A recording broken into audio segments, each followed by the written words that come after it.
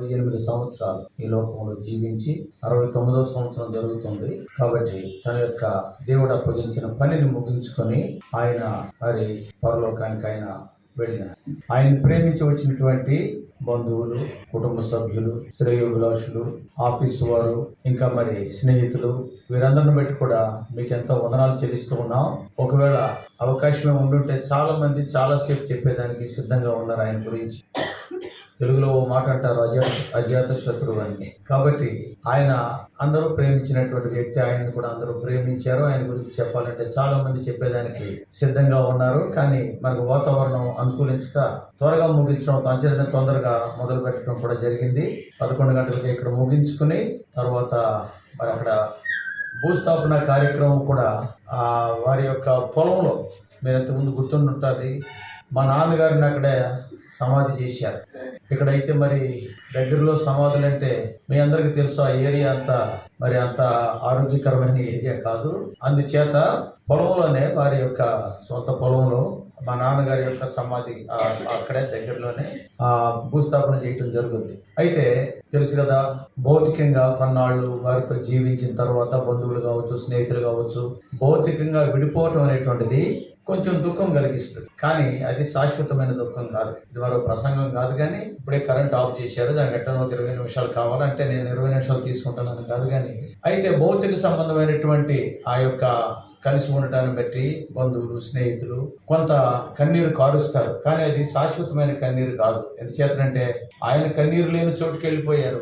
మనం కూడా కన్నీరు లేని చోటుకే త్వరలో పోబోతూ ఉన్నాం, యేసు ప్రభువాన్ని అంగీకరిస్తే. ఒకవేళ ప్రభువాన్ని యేసుక్రీస్తు వారి యొక్క 2వ రాకడ ఆలస్యమైతే ఒక రోజున నీవు నేను కూడా అలాగే ఆ బాక్స్ లో మనం కూడా పడుకోవాలి. కానీ ఒకటేంటంటే, ఒక్క మాట అంటే 2 నిమిషాలకి, కొన్ని మరణాలను బట్టి యేసుక్రీస్తు వారు సంతోషిస్తారు, కొన్ని మరణాలను బట్టి ఆయన దుఃఖిస్తారు. అసలు మానవులలో అత్యంత శ్రేష్ఠుడైనటువంటి మనిషి ఎవరంటే బాప్తిస్మిచ్చి యోహాన్ అని యేసుక్రీస్తు వారే చెప్పాడు. స్త్రీలు కనిన వారిలో బాప్తిస్మిచ్చి యోహాను కన్నా గొప్పవాడు లేడు. మత్తయి సువార్త 11:11లో మనం చదువుతాం. అట్లాంటి వ్యక్తి అంటే మానవులందరిలో, స్త్రీలు కనిన వారందరిలో కూడా శ్రేష్ఠుడైనటువంటి వ్యక్తి. అంతేకాదు ప్రభువైన యేసుక్రీస్తు వారికి బంధువుడు ఆయన, ఎలిజబెత్ మరియమ్మల బంధువులు. అంతేకాదు యేసుక్రీస్తు వారికి బాప్తిసం ఇచ్చిన వాడు, సామాన్యుడు కాదు. అంతేగానే బాప్తిసం ఇచ్చే యోహాను అని పేరు. అంతేకాకుండా యేసుక్రీస్తు వారిని లోకానికి పరిచయం చేసిన వాడు. ఇదిగో లోక పాపమును మోసుకుని పోవు దేవుని గొర్రెపిల్ల. రాజులు భయపడ్డారు ఆయన చూచి, హేరోదు రాజు భయపడిపోయాడు. అటువంటి గొప్ప వ్యక్తి, సర్వశ్రేష్ఠుడు మానవులలో. అటువంటి వ్యక్తి చనిపోయినప్పుడు ఆ వార్త బాప్తిస్మిచ్చి యోహాను యొక్క శిష్యులు, అయ్యా బాప్తిస్మిచ్చి యోహాను ఎంతో క్రూరంగా చనిపోయాడు, ఆయన మేము పాతిపెట్టాము, ఆయన శిరచ్ఛేదనం చేయబడ్డాడు హేరోదు ద్వారా, ఆయన మేము పాతిపెట్టాము అని యేసుక్రీస్తు వారి దగ్గరకు వచ్చి వార్త తెలియజేస్తే, సపోజ్ నీకు నాకే తెలియజేశారు అనుకోండి, నీ బెస్ట్ ఫ్రెండో, లేకపోతే చుట్టమో, లేకపోతే నీకు బాప్తిసం ఇచ్చిన వ్యక్తో, లేకపోతే నీకెంతో అందరికన్నా గొప్ప వ్యక్తో చనిపోయినప్పుడు మనం ఏం చేస్తామంటే ఏడ్చుకుంటూ పరిగెత్తుకుని, అరే సమాధికి వెళ్ళలేకపోయినా కనీసం వాళ్ళ ఇంటికన్నా వెళ్ళి ఒకసారి పలకరిస్తాను తల్లిదండ్రుల్ని. యవనస్తుడిగా చచ్చిపోయాడు, బాప్తిసం ఇచ్చేవాడిని చచ్చిపోయినప్పుడు మా ఉంటే ఆయన 32 సంవత్సరాలు ఉంటాయి, లేకపోతే మా ఎక్కువ ఉంటే 33 సంవత్సరాలు. ఇంత యవన ప్రాయంలో చనిపోయాడు ఇంత మంచి వ్యక్తి అని అందరూ వెళ్ళి ఏడుస్తూ వారిని ఓదార్స్తూ యేసుక్రీస్తు వారు పట్టించు. మత్తయి సువార్త 14వ అధ్యాయము 12, 13 వచనాల తర్వాత చదవండి. ఆయన చంపబడిన సంగతి, ఆయనను పాతిపెట్టిన సంగతి ఆయన యొక్క శిష్యులు యేసుక్రీస్తు వారి దగ్గరికి వచ్చి చెప్తే ఆయన పట్టించుకోకుండా ఆయన కొండకి వెళ్ళిపోయాడు, ప్రార్థన చేసుకోవడానికి వెళ్ళిపోయాడే. చాలా మందికి ఆశ్చర్యం అనిపిస్తుంది, నిజంగా ఈయనకి ప్రేమ ఉందా? ఈయన బాప్తిసం ఇచ్చాడే, ఈయన బంధువే, ఎవరి ప్రాయంలో చనిపోయాడే, అసలు ఏమన్నా ప్రేమ ఉందా యేసుక్రీస్తు వారికి? ఇంతకాలం నేను ప్రేమ అయి ఉన్నాను అది ఇది చెప్పాడు. కానీ ఏంటి అని కనీసం చలించలేదు. ఒక కన్నీటి బొట్టన్నా కార్చొచ్చు కదా, వెళ్ళినా వెళ్ళకపోయినా. కానీ యేసుక్రీస్తు వారు కన్నీటి బొట్టు కార్చలేదు. ఎందుచేతనంటే తనకి ఇష్టమైన వ్యక్తి చచ్చిపోయినప్పుడు యేసుక్రీస్తు వారు ఏడవు. మీ ఇంటిలో మీకు ఇష్టమైన మీ కుమారుడు కుమార్తెతో ఎక్కడో చదువుకుంటూ మీ ఇంటికి వస్తే నువ్వు ఇంటికి ఎందుకు వస్తున్నావు అని మనం ఏడవం. సంతోషంగా ఎప్పుడు వస్తుందా అని చెప్పేసి గంట ముందే రైల్వే స్టేషన్కి వెళ్ళి కూర్చుంటాం. ఎందుకంటే నాకు ఇష్టమైన నా కుమారుడు నా కుమార్తె తన యొక్క పని పూర్తి చేసుకుని ఇంటికి వస్తున్నాడు కాబట్టి చక్కటి వండర్ఫుల్ రిసెప్షన్ ఇవ్వాలా. కొంతమంది ఏదో పూల గుత్తులు అవి పట్టుకుని వెళ్తూ ఉంటారు. యేసుక్రీస్తు వారు కూడా చాలా చోట్ల మనం చావులు చూస్తుంటాం. ప్రజలు ఎంతో ఏడుస్తూ ఉంటారు. ఏడవటం తప్పని నేను అనటం లేదు. ఎందుచేతంటే మనకు ఉండేటువంటి రక్త సంబంధాన్ని బట్టి మనకుండే బాంధవ్యాన్ని బట్టి మనకు కొంత బాధ అనిపిస్తుంది. కాబట్టి దాన్ని బట్టి కొన్ని కన్నీళ్ళు వస్తాయి. కానీ ఇక్కడ చూస్తే ఎవరు ఏడవటం లేదు. అంటే కొంచెం బాధ దుఃఖం ఉంటుంది. కారణం ఏంటి? యేసుక్రీస్తు బిడ్డలు యేసుక్రీస్తు వారి యొక్క మనస్సే కలిగి ఉంటారు. ఆయన కూడా ఏడవడు.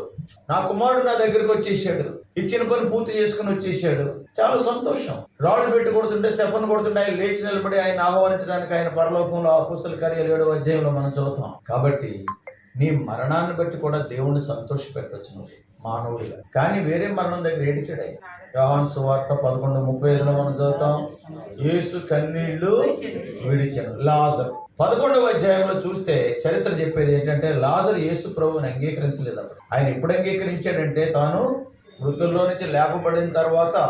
యోహాను సువార్త 12:2లో చూస్తే యేసుక్రీస్తు వారితో భోజనానికి కూర్చున్న వారిలో ఒకడు అని చెప్పేసి ఉంటుంది. అంతకుముందు భోజనం లేదు, ఏమి లేదు. ఆయన యేసు ప్రభువుకి దగ్గరికి వచ్చినోడు కాదు.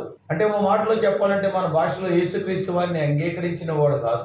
యేసుక్రీస్తు వారిని అంగీకరించకుండా ఈ లోకం విడిచిపెడితే యేసుక్రీస్తు వారు ఈయన నిమిత్తం కూడా నా రక్తం కార్చాను కదా, ఎంతవరకు అర్థం చేసుకోలేదే, ప్రాణం పోయింది, నన్ను చూడడు, నరకానికి పోడు. యేసుక్రీస్తు వారిని అంగీకరించి లోకాన్ని విడిచిపెడితే నా కుమారుడారా, నా కుమార్తెరా, ఐఎమ్ వెయిటింగ్ ఫర్ యూ అని ఆయన స్వీకరిస్తాడు.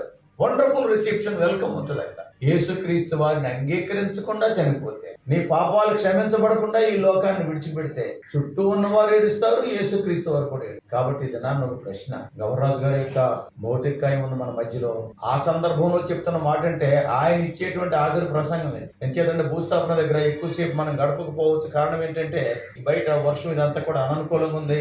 అక్కడ కూడా దారి కూడా పెద్ద అనుకూలంగా లేదు, పొలం కనుక అక్కడ త్వరగా ముగించుకుని వస్తాం. కాబట్టి ఇంచుమించు ఆయన జీవితంలో ఈ లోకంలో ఉన్నప్పుడు ఆయన ఇచ్చే ఆఖరి వర్తమానం, ఆయన వేసేటువంటి ప్రశ్న, నేను చనిపోయాను, నేను నా ఇంటికి వెళ్ళిపోయాను, మహిమలో పిలువబడ్డాను, యేసుక్రీస్తు వారు సంతోషంగా నన్ను ఆల్రెడీ ఆహ్వానించి, నేను సాయంత్రం అయిపోయింది, కానీ నన్ను ప్రేమించి నన్ను సాగనంపేదానికి వచ్చావు కదా, నీ ప్రేమను బట్టి వచ్చావు.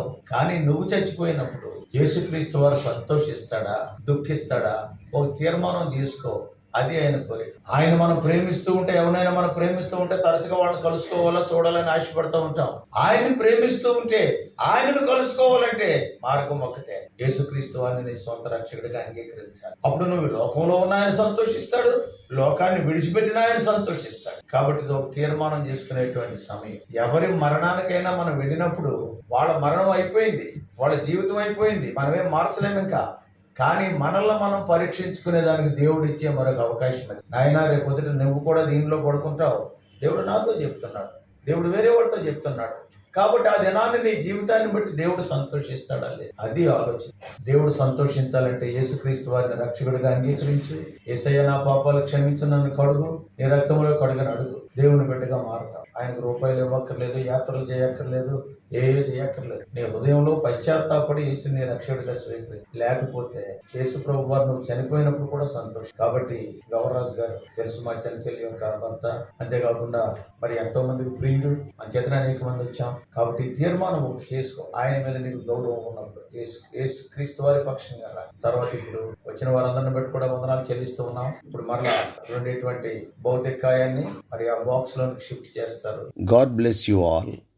Please subscribe for more spiritual messages to the YouTube channel John Victor Telugu Messages.